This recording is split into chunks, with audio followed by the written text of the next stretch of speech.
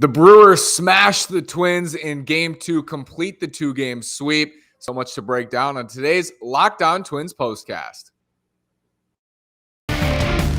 You are Locked On Twins postcast, part of Locked On Sports Minnesota, your team every day.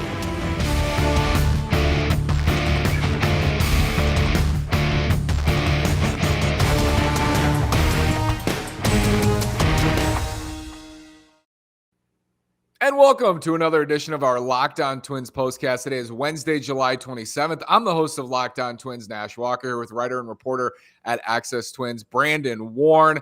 Before we get started, it's time to make your moment sparkle with jewelry from BlueNile.com. Every order is insured, ships free, and arrives in discreet packaging that won't give away what's inside. Shop stress-free and find your forever piece. Go to BlueNile.com today. Plus, right now, the Blue Nile anniversary sale. Save up to 40% on classic fine jewelry pieces and 25% on engagement ring settings. That's BlueNile.com. So, Brandon, Twins lose today to Milwaukee, and we feared this last night on the postcast when the Twins fell and were walked off. Back out Wednesday, go down 3-0 on a Rowdy Tellez home run. Overall, a pretty good plan against Corbin Burnes, though, for the offense, I thought. Yeah, and especially to dig out of a hole that was 3-0 to start, you kind of felt like, hey, maybe they can hang in this thing. But again, as has happened pretty much all season, the Twins do the bulk of their scoring on the early half front end of the game, and then it just kind of all unravels from there. Chris Archer was allowed to dig his grave, and apparently Jharel Cotton decided to push him in there. I think Cotton might have jumped in as well, though, because honestly, I don't need to see any more Jharel Cotton, and Chris Archer should probably move to the bullpen right about now. But yeah, not a fun day at the old ball yard, that's for sure. Well, that leads me into my next question. What's next, Brandon? What are the moves you can make right now for the Twins? I know they have 4 games left until the deadline, but what can be done? Honestly, I think I'm kind of at a loss for words because you just have to wait until teams start answering your calls with the idea that they'll execute something as far as a trade. Bringing guys up from the minors, there's just not that much in the way of options. A lot of those guys are up now. So honestly, you just kind of stem the tide. Hopefully Taylor Rogers blows a couple more games while you're in San Diego, and then you can push all the buttons sometime over the weekend to get another reliever or two in here. So Chris Archer walks a bunch again, and so many of these at-bats, Brandon, it reminds me of when I used to pitch when I was like 12. I had a good arm. I could throw, I could throw the ball pretty hard, but a lot of my pitches were non-competitive. That's what I was thinking today when I was watching Chris Archer. Even the balls, like most of them are non-competitive pitches. And in his defense, I mean, he is ramping up to an incredible extent compared to what he's pitched the last few years. But with that said, you can't use that caveat to say, hey, this guy walked 6 batters and pretty much took us out of the game. It's cool that he's working his way back. It's cool that he's been even decent at points this season after thoracic outlet. But the time is coming now for them to make something happen, and he's probably the first rotation casualty. This has been, right out of the break, it was a good start for the Twins. They scored 17 runs in 2 days. They swept the Tigers in that series, but they lost both in Milwaukee. The Sox just took a lead on Colorado. They're looking to sweep at Coors Field. Cleveland won last night. It feels like things are kind of closing in on the Twins right now, Brandon. There's 4 games until the deadline. How much has changed for you over the last couple of days, if anything at all? If the White Sox hold on here, they're back 2 games in the Central, and if Cleveland wins tonight, that's a game and a half. It's just, again, I think it's urgency. I think you got to make something happen soon. And I think that this stretch of 2 games kind of put them more in that boat. Again, though, too, a couple games doesn't matter that much in the grand scheme of things. But when the division's this tight, certainly you're on pins and needles. If there was any reason to not show as much urgency as they were going to now after 2 games, I'd say that's definitely ratcheted up. But I think the urgency in their mind has been the same for a couple weeks now, maybe even a month, because this team is skidding. Even for a team that's still 6 games over 500, they don't look good right now. And there's reasons for that are very, very fixable and very, very soon. So I would say my panic factor is like a 6 or a 6.5 right now.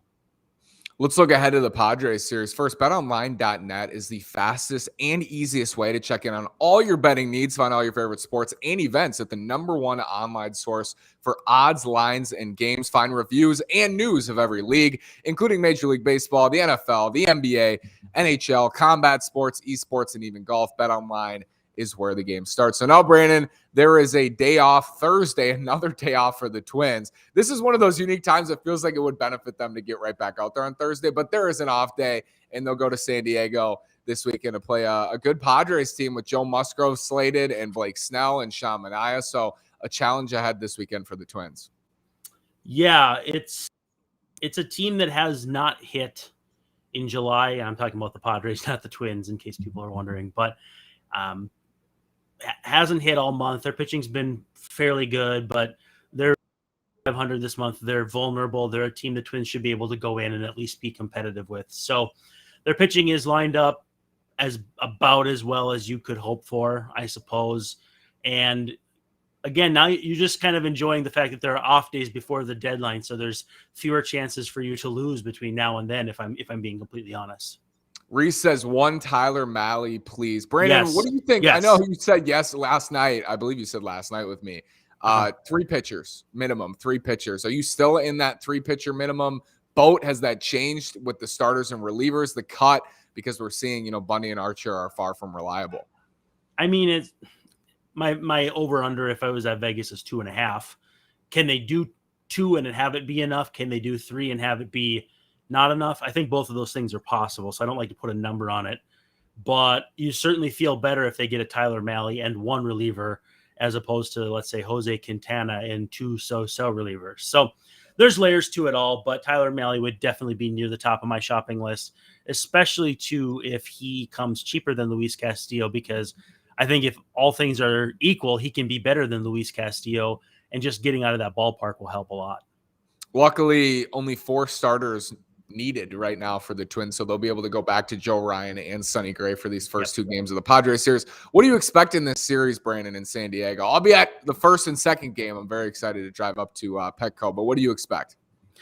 Not a lot of runs. I think the way the Twins have been so Jekyll and Hyde offensively, it's a run suppressing park. The Padres offense has been down, so they're going to need big starts from Sonny Gray, Joe Ryan, and then whoever else rounds it out. If it's Dylan Bundy, I'm not sure, but you're going to need at least 2 of those guys to bring the money and not let the Padres get rolling, because their offense right now is not exactly great, but they have just as many professional hitters on their roster as every other team. So can you get beat by guys like Jake Cronenworth and all that? Obviously, Manny Machado is a factor.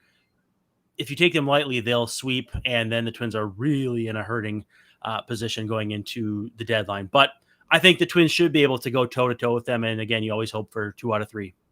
After San Diego, they have the Tigers for 3 at Target Field and then the Blue Jays for 4 at Target Field. We knew the second half schedule was a little bit tougher for the Twins, and we also knew that it's a little bit easier for Cleveland and Chicago. Brandon, you said 6.5 or 7 on the panic meter. How can the Twins spell this and take control again, because it feels like things are spiraling? It just comes down to, I guess, pitching. It's so foundational, and I hate to use such a broad word, but the starters aren't giving you depth and the relievers aren't giving you quantity of innings, which they have to in addition to quality.